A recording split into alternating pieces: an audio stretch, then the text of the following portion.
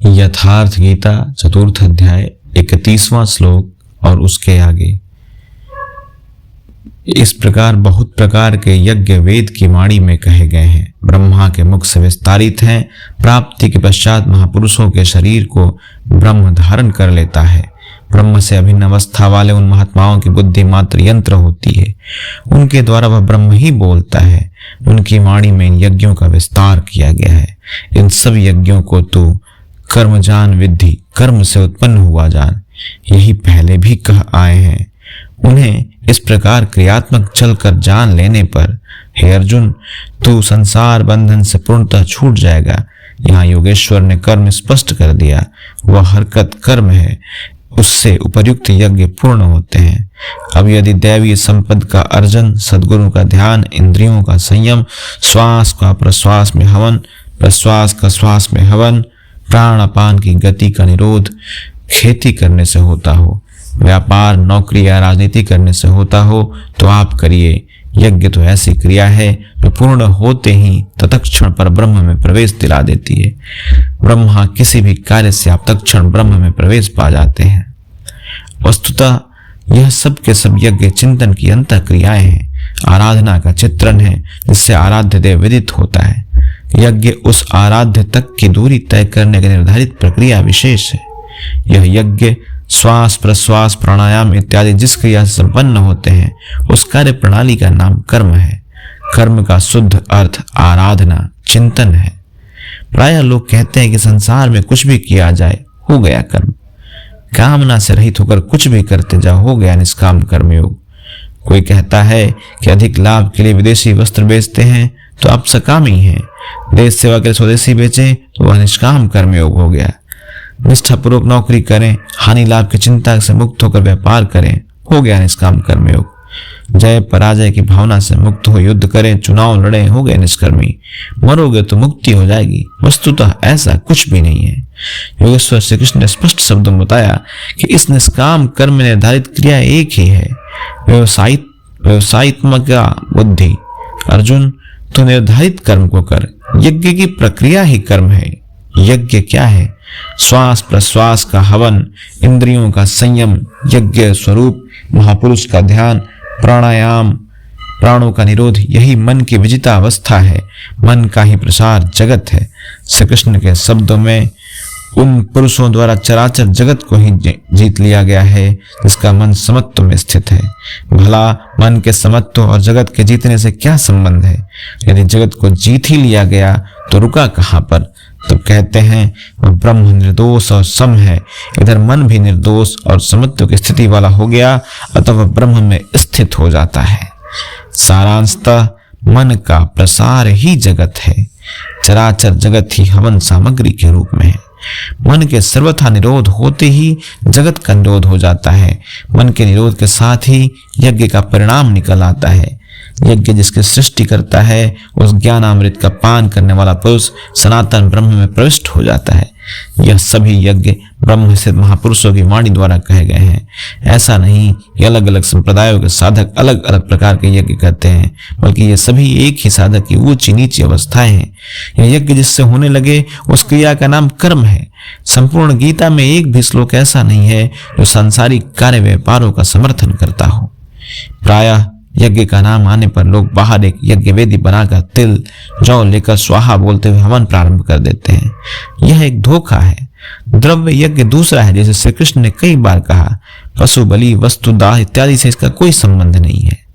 अर्जुन, सांसारिक द्रव्यों से सिद्ध होने वाले यज्ञ की अपेक्षा ज्ञान यज्ञ जिसका परिणाम ज्ञान है, यज्ञ जिसकी सृष्टि करता है उस अमृत तत्व की जानकारी का नाम ज्ञान है।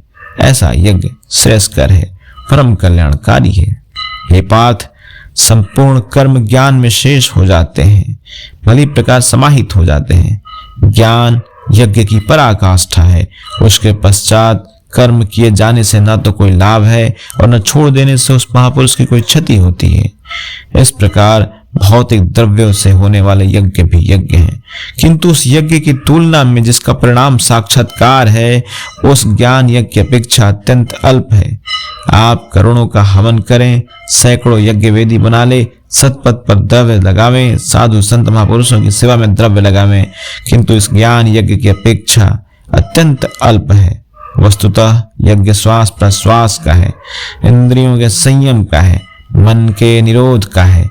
जैसा श्री कृष्ण भी बता आए हैं, इस यज्ञ की प्राप्ति कहाँ से किया जाए, उसकी विधि कहाँ से सीखें? मंदिरों, मस्जिदों, गिरजाघरों में मिलेगा या पुस्तकों में? तीर्थ यात्राओं में मिलेगा या स्नान करने से मिलेगा? श्री कृष्ण कहते हैं नहीं, उसका तो एक ही स्रोत है, तत्व स्थित महापुरुष। इसलिए हे अर्जुन, तू तत्वदर्शी महापुरुष के पास जाकर भली प्रकार प्रणत होकर के, भली प्रकार सेवा करके, निष्कपट भाव से प्रश्न करके तो उस ज्ञान को जान। वे तत्व को जानने वाले ज्ञानी जन तेरे लिए उस ज्ञान का उपदेश करेंगे, साधना पथ पर चलाएंगे। स्वयं भगवान के सामने ही तो अर्जुन खड़ा था, भगवान उसे तत्वदर्शी के पास क्यों भेजते हैं? वस्तुतः श्री कृष्ण एक योगी थे। उनका आशय है कि आज तो अनुरागी अर्जुन मेरे समक्ष उपस्थित है, भविष्य में अनुरागियों को कहीं भ्रम ना हो जाए कि श्री कृष्ण तो चले गए, अब किसकी शरण जाएं।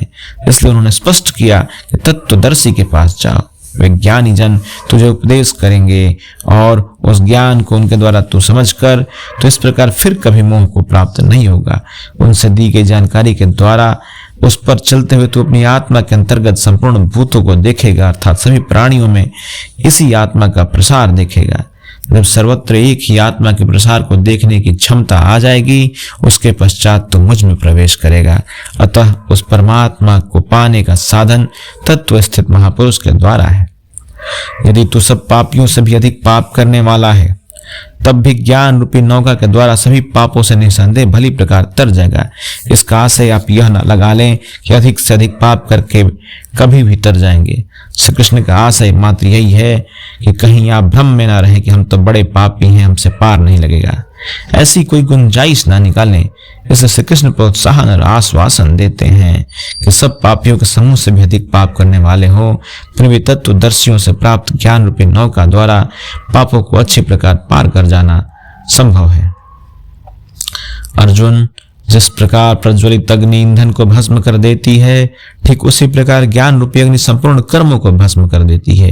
यह ज्ञान की प्रवेशिका नहीं है जहां से यज्ञ में प्रवेश मिलता है, वरन यह ज्ञान अर्थात साक्षात्कार की पराकाष्ठा का चित्रण है, जिसमें पहले विजातीय कर्म भस्म होते हैं और फिर प्राप्ति के साथ चिंतन कर्म भी उसी में विलय हो जाते हैं।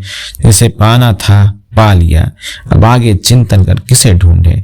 ऐसा साक्षात्कार वाला ज्ञानी संपूर्ण शुभ अशुभ कर्मों को अंत कर लेगा। वह साक्षात्कार होगा कहाँ, बाहर होगा अथवा भीतर? इस पर कहते हैं, इस संसार में ज्ञान के समान पवित्र करने वाला निसंदेह कुछ भी नहीं है।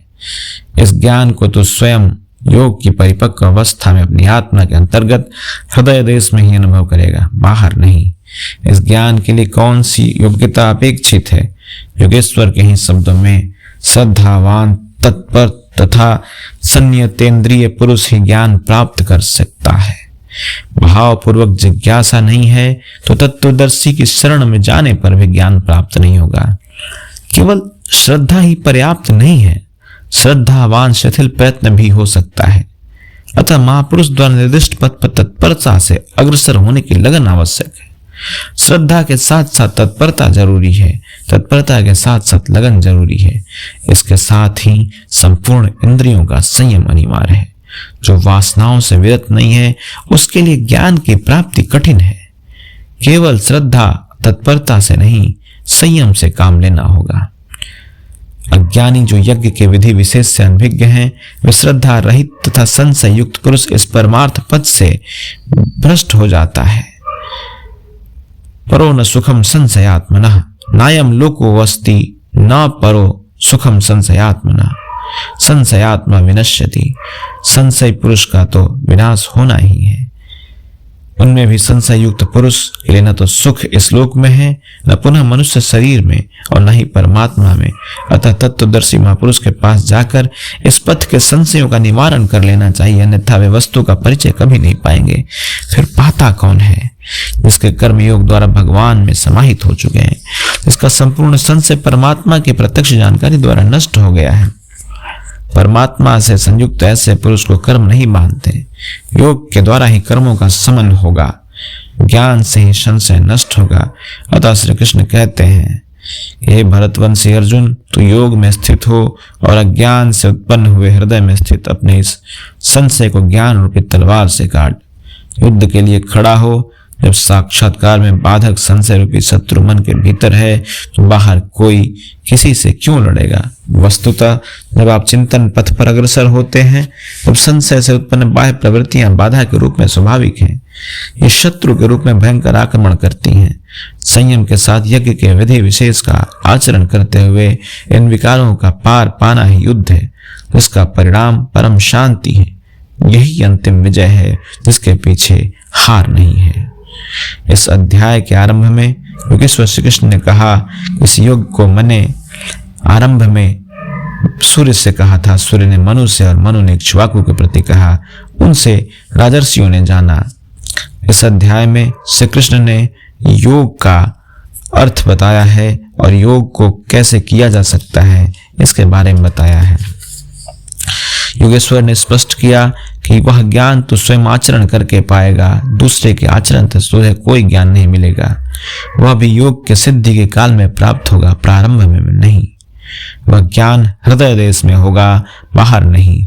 श्रद्धालु, तत्पर और संयमी पुरुष जो संशय रहित होकर कोई कर्म करेगा उसे ही ज्ञान प्राप्त होगा। अतः हृदय में स्थित अपने संशय को वैराग्य की तलवार से काट। यह हृदय देश की लड़ाई है, यही कुरुक्षेत्र है। बाह्य युद्ध से गीतोक्त युद्ध का कोई प्रयोजन नहीं है। इस अध्याय में योगेश्वर श्री कृष्ण ने मुख्य रूप से यज्ञ का स्वरूप स्पष्ट किया और बताया कि यज्ञ जिससे पूरा होता है उसे करने का नाम कर्म है। कर्म को भली प्रकार इसी अध्याय में स्पष्ट किया है। अतः इस प्रकार से भगवत गीता रूपी उपनिषद ब्रह्म विद्या तथा योग शास्त्र विषयक श्री कृष्ण अर्जुन के संवाद यज्ञ कर्म स्पष्टीकरण नामक चौथा अध्याय पूर्ण होता है। यथार्थ गीता में यज्ञ कर्म स्पष्टीकरण नामक चौथा अध्याय पूर्ण हुआ। हरि ओम तत्सत, हरि ओम तत्सत।